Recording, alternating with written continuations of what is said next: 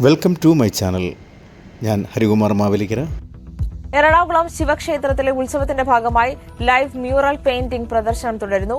1400 ചിത്രകലാകാരന്മാരുടെ കൂട്ടായ്മയായ AMO art ഗാലറിയുടെ നേതൃത്വത്തിലാണ് ചിത്രോത്സവം. ഞായറാഴ്ച വരെയാണ് പ്രദർശനം.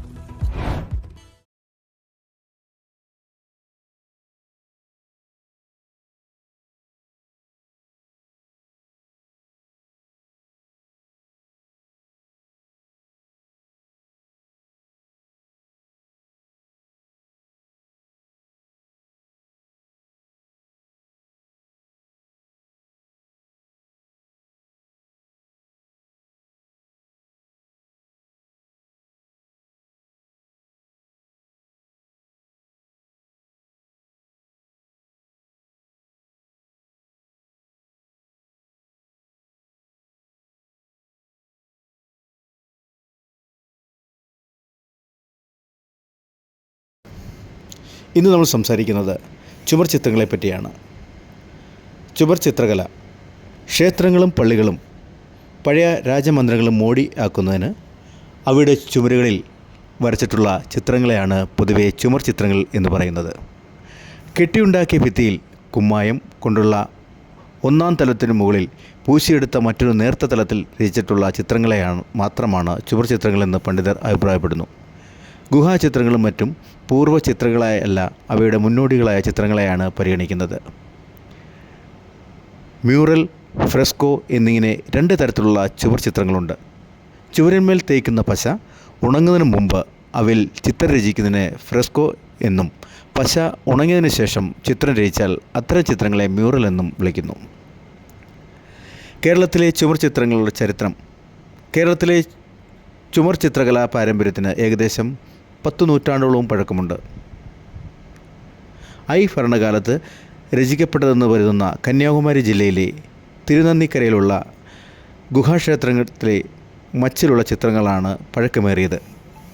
ഗുഹാക്ഷേത്രങ്ങൾ അല്ലാതെ ക്ഷേത്രങ്ങൾ കെട്ടിയുണ്ടാക്കാൻ തുടങ്ങിയ 8-9 നൂറ്റാണ്ടിലെ ആണ് ചുവർ ചിത്രകലയ്ക്ക് പ്രാധാന്യം ലഭിച്ചു തുടങ്ങിയത്. അതിനു മുമ്പ് കളമെഴുത്ത് എന്ന ചിത്രകലാ സമ്പ്രദായത്തിനായിരുന്നു കേരളത്തിൽ പ്രാധാന്യം. കളമെഴുത്തിലെ പ്രധാന ശൈലി തിരുനന്ദിക്കരയിലെയും പാർത്ഥിവപുരത്തെയും ചിതറാലിയിലെയും ചിത്രങ്ങൾ കാണുന്നു. 15 മുതൽ 19 വരെ നൂറ്റാണ്ടുകളിൽ രചിക്കപ്പെട്ട ചിത്രങ്ങളാണ് കേരളത്തിൽ അധികവും കാണുന്നത്. ഈ കാലത്ത് രചിച്ച ചിത്രങ്ങൾക്കാണ് ഭംഗിയും ആകർഷണവും കൂടുതലുള്ളത്. പോർച്ചുഗീസുകാരുടെ ലത്തകളുടെയും ആക്രമണാധിക്യങ്ങൾ കൊണ്ട് ശിഥിലമായ രാഷ്ട്രീയ സാംസ്കാരിക അന്തരീക്ഷത്തിലുണ്ടായ രണ്ടാം ഭക്തി പ്രസ്ഥാനം ഈ കാലഘട്ടത്തിലെ ചുമർ ചിത്രശൈലിയെ സ്വാധീനിച്ചിട്ടുണ്ട്. ശൈലീവിശേഷങ്ങളുടെ അടിസ്ഥാനത്തിൽ കേരളത്തിലെ ചുവർ ചിത്രങ്ങളെ 4 ഘട്ടങ്ങളായി തരംതിരിച്ചിരിക്കുന്നു. വേണ്ടത്ര തെളിവുകളില്ലാത്തതിനാൽ കാലക്രമണത്തിൽ അവയെ വേർതിരിക്കാൻ കഴിഞ്ഞിട്ടില്ല. പ്രാഥമിക ഘട്ടം തിരുനന്ദിക്കര, കാന്തളൂർ, ത്രിവിക്രമമംഗലം, പാർത്ഥിവപുരം എന്നീ ക്ഷേത്രങ്ങളിലെയും ചിതറാൽ ഗുഹയിലെയും ചിത്രങ്ങൾ പ്രതിദാനം ചെയ്യുന്നു.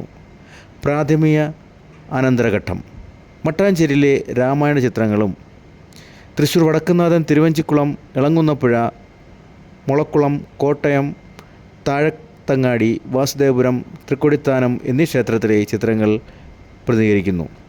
മധ്യകാലഘട്ടം അകപ്പറമ്പ്, കാഞ്ഞൂർ, തിരുവല്ല, കോട്ടയം, ചെറിയപള്ളി, ചേപ്പാട്, അങ്കമാലി എന്നിവിടങ്ങളിലെ പള്ളികളിലെയും കോട്ടയ്ക്കൽ, പുണ്ടരീകപുരം, തൃപ്രയാർ, പനയന്നാർക്കാവ്, ലോകനാർക്കാവ്, അർപ്പുക്കര, തിരുവനന്തപുരം പത്മനാഭസ്വാമി എന്നിവിട ക്ഷേത്രങ്ങളിലും കരിവേലപ്പുരമാളിക, പത്മനാഭപുരം, മട്ടാഞ്ചേരി, കോവേണിത്തളം, കീഴ്ത്തളം എന്നീ കൊട്ടാരങ്ങളിലും കാണുന്ന ചിത്രങ്ങളാണ് പ്രതിദാനം ചെയ്യുന്നത്.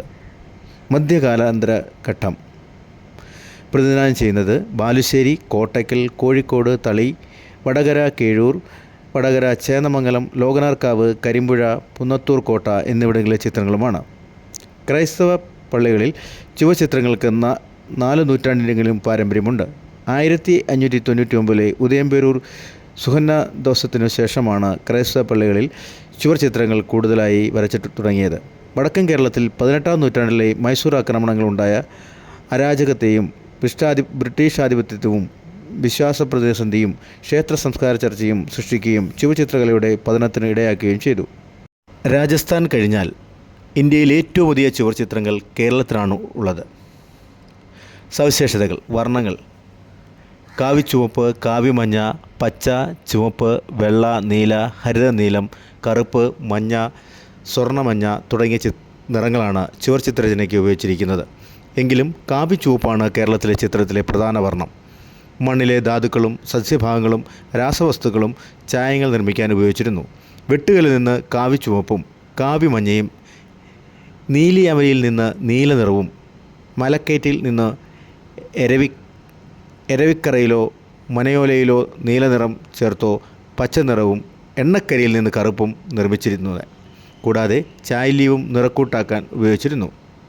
ചില ചായങ്ങൾ ഉപയോഗിക്കുന്നതിന് മുമ്പ് തുരിശുലായനിയിലോ നാരങ്ങാനീരോ പൂശി കുമ്മായം നിറപ്പിക്കുകയും ചെയ്തിരുന്നു. മാധ്യമങ്ങൾ പലതരം പശകളാണ് ഭിത്തിയിൽ പൂശി കുമ്മായം ബലപ്പെടുത്തുവാനും ചായങ്ങൾ ഇളകാതിരിക്കുന്നതിനും ഉപയോഗിച്ചിരുന്നത്. ശർക്കര, വിളാമ്പശ, കള്ളിപ്പാൽ, വേപ്പിൻ പശ എന്നിവ ഉപയോഗിക്കുമെന്നു. നിറങ്ങൾ നാരങ്ങ നീലക്കുതിർത്ത് കരിക്കിൻ വെള്ളത്തിൽ ചാലിച്ചതായിരുന്നതായും ചില പഴയ ഗ്രന്ഥങ്ങളിൽ കാണുന്നു. ഉപകരണങ്ങൾ കുരമ്പുല്ല്, കൈതവേര്, മുളന്തണ്ട് എന്നിവയാണ് ബ്രഷും വരയ്ക്കാൻ തൂലികയും നിർമ്മിച്ചിരുന്നത്. ചായം പൂശാൻ കോതമ്പുല്ലും ചായം പരത്താൻ കൈതവേരും ഉപയോഗിച്ചിരുന്നു. തടി കൊണ്ടുള്ള മരവയിൽ ചായം കൂട്ടി ചിരട്ടയിൽ പകർന്നാണ് ചായം തേച്ചിരുന്നത്. രചനാരീതി ഭിത്തിയിലെ പരുത്ത ഒന്നാം പടലത്തിന് മുകളിൽ കുമ്മായം തേച്ചുണ്ടാക്കിയ രണ്ടാം പടലത്തിന് മുകളിലാണ് ചിത്രങ്ങൾ വരച്ചിരുന്നത്. അറ്റം കുറിപ്പിച്ച മുളന്തണ്ട് മഞ്ഞച്ചായത്തിൽ മുക്കി ബാഹ്യരേഖ വരച്ച് ചുവന്ന ചായം കൊണ്ട് ദൃഢമാക്കിയിരുന്നു. അതിനുശേഷം ചായങ്ങൾ തേച്ച് പിടിപ്പിക്കുന്നു. പിന്നീട് ചിത്രരചന കഴിഞ്ഞാൽ പൈൻമരക്കറ 4:1 എണ്ണയും ചേർത്ത് തുണിയിലരിച്ച് ചുവരിൽ തേച്ച് ബലപ്പെടുത്തുകയാണ് ചെയ്യുന്നത്. പ്രമേയങ്ങൾ മതപരമായ പ്രമേയങ്ങളാണ് കേരളത്തിലെ ചിത്രങ്ങളിൽ അധികവും കാണുന്നത്. കൊട്ടാരങ്ങളും ക്ഷേത്രങ്ങളിലും മുഖ്യമായും ശൈവ വൈഷ്ണവ സങ്കല്പത്തിലുള്ള ദേവീദേവന്മാരും പുരാണ കഥകളുമാണ് ചിത്രീകരിച്ചിട്ടുള്ളത്. അപൂർവമായ നാടുവഴികളിലെയും സാധാരണക്കാരുടെയും ചിത്രങ്ങൾ ഉൾപ്പെടുത്തിയിട്ടുണ്ട്. ഇന്ത്യയിലെ ചില ദേശങ്ങളിൽ നടന്ന ശൈവ വൈഷ്ണവ സംഘടനകൾ കേരളത്തിൽ നടന്നിട്ടില്ലെന്ന് ചിത്രങ്ങളുടെ പഠനങ്ങൾ തെളിയിക്കുന്നു. കലാകാരന്മാർ 17-ാം നൂറ്റാണ്ടിന് തുടക്കം മുതലാണ് ചിത്രകാരന്മാരുടെ പേര് വയ്ക്കുന്ന രീതി തുടങ്ങിയത്. ചിത്രകലാ വിദഗ്ധരുടെ ഒരു ചെറുപട്ടിക